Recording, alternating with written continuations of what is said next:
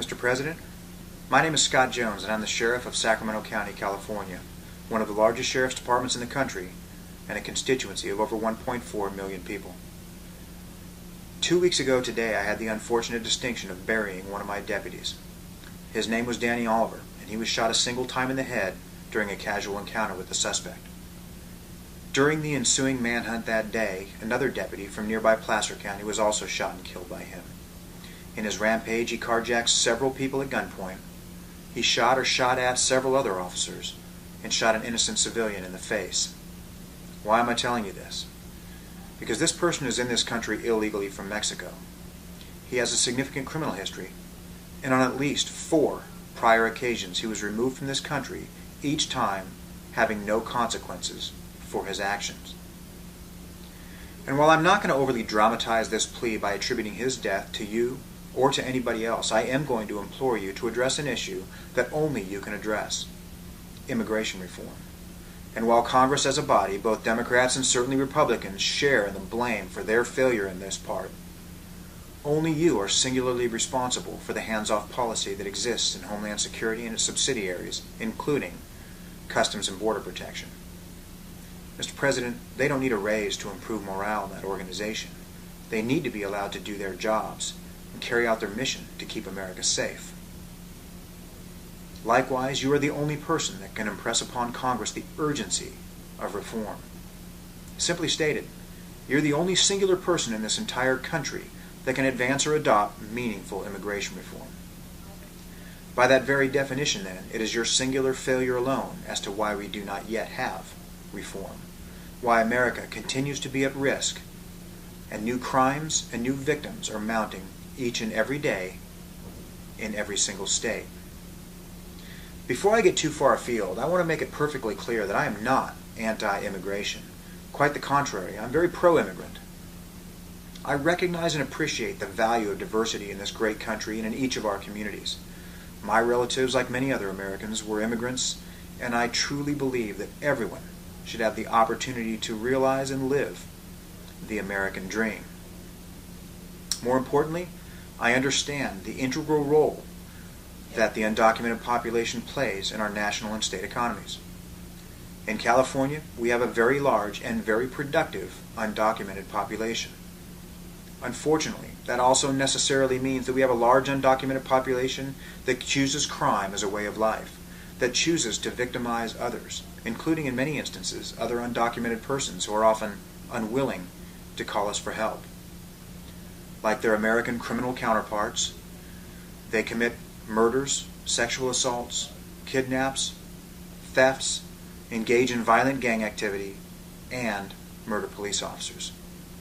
The problem I have is I can't tell which ones are good and which ones are evil, and neither can you. By their very definition, they are undocumented, untracked, untraced, and unaccounted for. There is no way to know which of the 12 million undocumented persons in this country are good or bad. Don't you think there should be some way of knowing, or at least some way to track? And in many states, like now in California, we can issue driver's licenses, but make no mistake, that is not identification. In most cases, they're predicated upon forged birth certificates or inadequate documentation. They too are unchecked and unchallenged. And by the way, the DMVs of the various states do not talk to immigration. Their data is not shared. See, this is not about racism. It is about an increasingly violent and uncertain world in which we are inadequately protected. And don't blame the failed Amnesty or other programs of the states or local agencies. They're just trying to get by as best they can, left in the wind, to plug the holes in this sinking ship of immigration. It is not the state's responsibility, nor even within their province, to address immigration, but you allow them to do so because you are unwilling to. It is squarely the policymakers in Washington's failure, including your own, that has left us in this crisis that falls squarely within the jurisdiction of only the federal government. So, Mr. President, my request to you today can simply be stated: make immigration reform a priority. Not next year, not for the next president, not for a talking point in the next round of elections. You, right now. The midterm elections are over. You're in your second term, so there is no political reason to delay. More importantly, there is no moral or ethical reason to delay. And frankly, I do not care which reform you choose. Pathway to Citizenship, Guest Work Program, or any of the other innovative programs that currently exist. But deferred action, or amnesty, is deferring this crisis. It is not reform, simply giving up, and it does nothing to make America or the undocumented population any safer.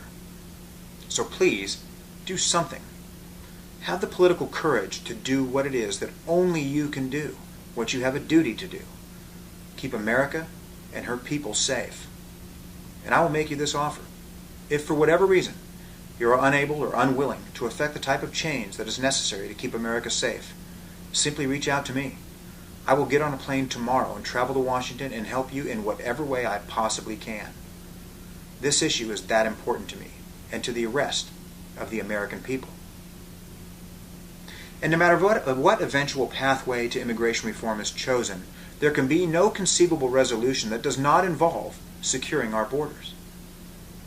No matter what else is done or decided for any facet of immigration reform to work, our borders must be secure. So what possible reason could there be for not starting on this immediately? If nothing else, it would be a gesture of good faith for the American people to demonstrate that you truly care about immigration reform and keeping us safe from everyone, and not just Mexican nationals, everyone who can now simply choose to enter our country at will, secure in the knowledge that there will be no consequences if they are discovered. An American patriot, Ronald Reagan, once told Russian President Mikhail Gorbachev to tear down this wall to preserve democracy and secure safety and freedom for a nation. Mr. President, I'm asking you to build up that wall for the very same reasons.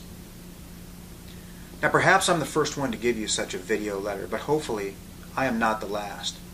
I encourage every law enforcement, political, or community leader to create such a video, expressing the urgency of securing our borders and arriving at meaningful immigration reform. Wind, though silent and invisible, can create waves which crash upon the foundation of shore and over time can change the landscape. I am the first whisper of that wind. I encourage everyone to join in that wind, growing stronger every day until we change our own landscape to a safer and more secure country and take 12 million men, women, and children out of the shadows. Thank you very much for your time.